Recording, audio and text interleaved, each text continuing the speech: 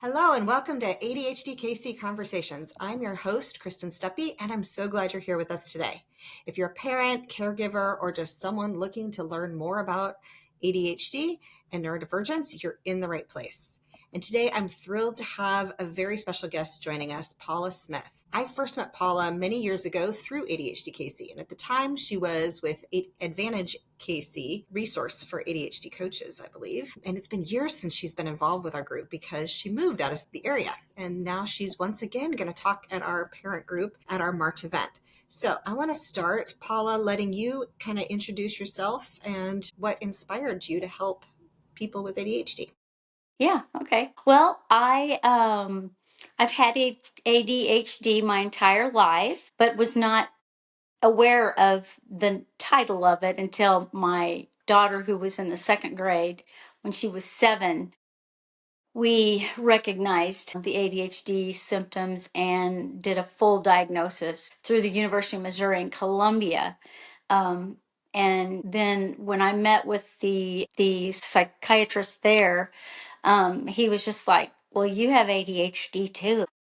And I was like, "Oh, really?" And so then, of course, as I looked back on my life and all of the things and matched it up with my behaviors and struggles and strategies and things like that, then I recognized it. But it really inspired me because I am a licensed professional counselor and had been through, the master's program of science in counseling and didn't really know much about ADHD at all. We maybe had a slide on it or something. I don't even remember. It was so minimal. But anyway, and so it made me realize and recognize, wow, I'm a licensed professional counselor and I wasn't even aware of the symptoms matching up with ADHD. So that was, let's see, 18 years ago, I'm thinking something like that. Uh, and so that's when then I got some help, and then of course we got help for Anna, and then I decided to try to help other mental health clinicians. So eventually, I guess I don't know, 10 or 15 years ago, I got into studying ADHD out heavily. Joined CHAD, went to the ABSAR conference, and then decided to start a business to educate mental health clinicians on ADHD. So I did that for a while and really enjoyed doing that. And then I also had the Advantage KC business. I started that, and that was to educate parents as well as mental health clinicians. And my program was really designed so that mental health clinicians could learn about ADHD, and then the whole program could use that in their sessions with the clients so that then the families could learn more about it. So it's to educate and, the whole awareness thing of the piece of ADHD, that we need to be more accepting and aware of it. So that's how I got started with those things in ADHD. And then I recently had, because of health reasons, I had to stop working. And I've just been working just part time right now. And basically, all I'm doing is still educating licensed professional counselors on ADHD, and I've got 2 other licensed professional counselors, and we go around and do presentations. So I'm doing that now. That is such a huge need, and I apologize. I vaguely remembered what Advantage KC had done, but Yeah. it had been so many years ago. Wasn't quite clear on that aspect of it helping parents. Yeah. So your story sounds like so many, even in the mental health world, who didn't know they had a diagnosis of ADHD. And then as an adult, especially after their own child gets diagnosed, they fall into the diagnosis themselves. And Hmm. so I'm glad that you have spent so many years teaching mental health professionals more about ADHD, because the therapies that they use for people who are neurodivergent aren't going to necessarily be the same. And I hope that they can learn some of that from you. That is Yeah. fantastic. And then you're going to be presenting at our March parent event about environmental impacts on ADHD. Now, there's a lot of validated links between environment and ADHD. There's also some unsubstantiated claims. And of course, as a CHAD chapter, we're going to remind people that we don't endorse any specific information, but we do support science, and we'll be providing references to those who come to your talk next month. And the title of your talk is Exploring the Links Between ADHD and Environmental Factors. It will be on Tuesday, March 11th. And I would like you to just kind of briefly give an overview, not to restate the whole talk, but what do you feel like parents are going to gain from environmental factors in ADHD?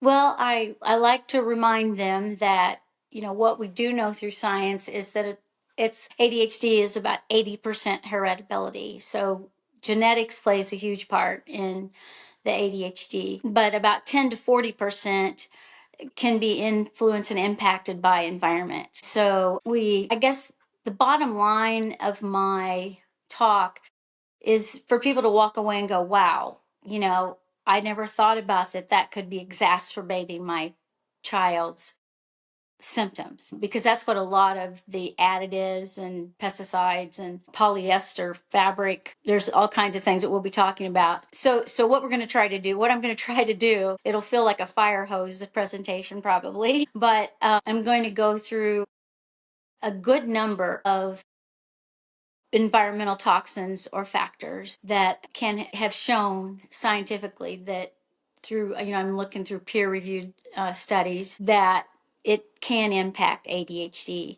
And so we'll look at what those are, what they do, why that ingredient's in that food anyway. We'll talk about that. We'll talk about then how it affects the system, and not only just ADHD, but also just how does it affect the human body. And then we'll take a look at the ADHD studies and what they say about that particular factor, environmental factor. Epigenetics is an up and coming topic. And at the very end, I'm going to talk just a little bit about how we can look at it too, that these environmental factors can affect ADHD in a negative way, but we can also look at environmental factors that can affect ADHD in a positive way through epigenetics. So that pretty much wraps up, I think, I'm going to talk about what strategies and ways that they could prevent or limit exposure to. Well, I'm super happy that you're bringing some positives. I feel like in today's day and age, we need to hear some positives. What can we do to make a positive impact on our kids? I think that's fantastic. Yeah. So, So were you going to say something else? Sorry. Well, I think what else? Is there anything else I can ask you about? I feel like we could talk a little bit longer. yeah. I'm just so excited about this opportunity. I've known Jeremy and you, Dr. Steppe, for quite some time, but when she asked me if I would present for you guys, I thought, well, I know a lot about ADHD, and, I present to clinicians and this and that. But I thought, I want something that's up and coming that we really need to have a better understanding of, that nobody's doing right now that I know of. And so I thought, we're in a Let's Make America Healthy Again campaign. And so I thought, wow, this is a great opportunity to kind of come in and take it through the ADHD world. Because, for decades, we've heard about things like colorants, and the artificial food colorants and how they affect ADHD. Well, now I feel like we're at the forefront more of the reality of all of these things. And so let's really take a look at it and deep dive into how these affect ADHD. So I'm really excited about that. And I grew up on a farm, and I was 4 years old. My dad had me out in the field. We all went out in the fields as a family to do what's called hoeing beans, because we grew, hundreds of acres, thousands of acres of soybeans and corn. But one thing we had to do is we had to hoe the weeds out of the beans by hand. So we walked the rows of the bean fields with our hoes and hooks and chopped down the weeds. Well, I did that my entire life. Every summer it's the same old thing. Get the sandwiches ready, get up at 6 a.m., go. Then when I was 18, I was hoeing the beans out behind our house. And I remember my dad was in the field with me because it was a small patch. And I thought it was weird that I was the only one, him and I were the only ones hoeing that day. But anyway, I started just smacking those weeds and just saying, I will never hoe beans again as long as I live. This is the last time, because I was 18. So I thought, I don't have to help the family anymore. Well, anyway, my point is that then in 1974, which I graduated in 1977, but in 74 was when the glyphosates or Roundup came out.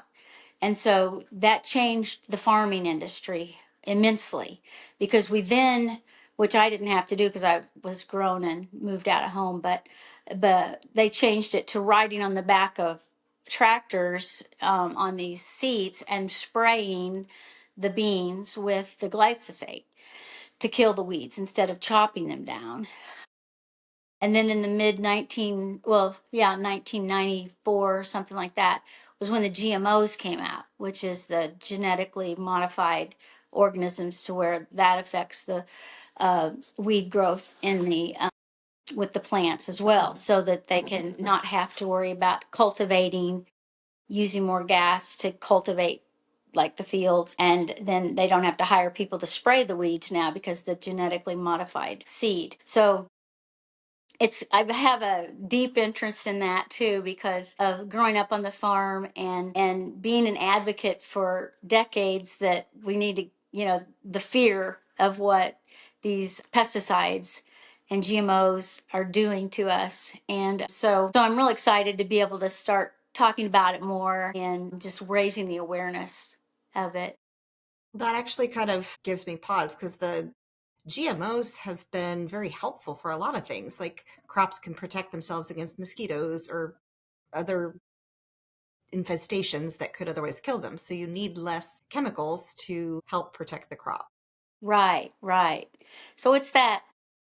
You're exactly right. It's not that GMOs are all bad. I didn't mean it to sound like that. I think they can But be very helpful. Yeah. yeah, they are helpful. And none of So the it's a strawberries. matter of, we're looking at regenerative farming now as a possibility of, helping save the soil. And so there's lots of things happening that I'm excited about. I had no idea that you had that farming background. Yeah. That actually fits right in with why you would get involved with environmental impacts with anything with the human body. So Yeah.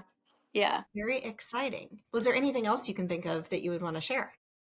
I'm just excited to be there and present to you guys, and I've been very motivated and passionate about all of this, so it's going to be fun to Well, I'm excited to hear your talk again.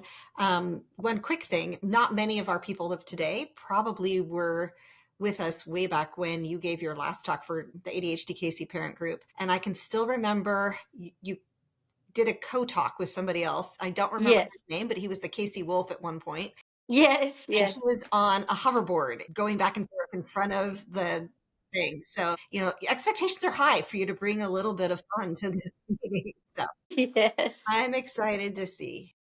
But thank Okay. you so much, Paula, for sharing your time and expertise with us today. Can't wait to hear more from you at the ADHD KC Parent Group event in March. It'll be March 11th at 6:30 p.m. Central Time. And thank you to all our listeners for tuning into this episode of ADHD Conversations. Don't forget to register for Paula's talk at adhdkc.org/event-list, or just go to adhdkc.org and hit the event tab, and we'll see you there if you register. Until next time, take care, stay tuned, and we'll see you then. Thanks. Thanks.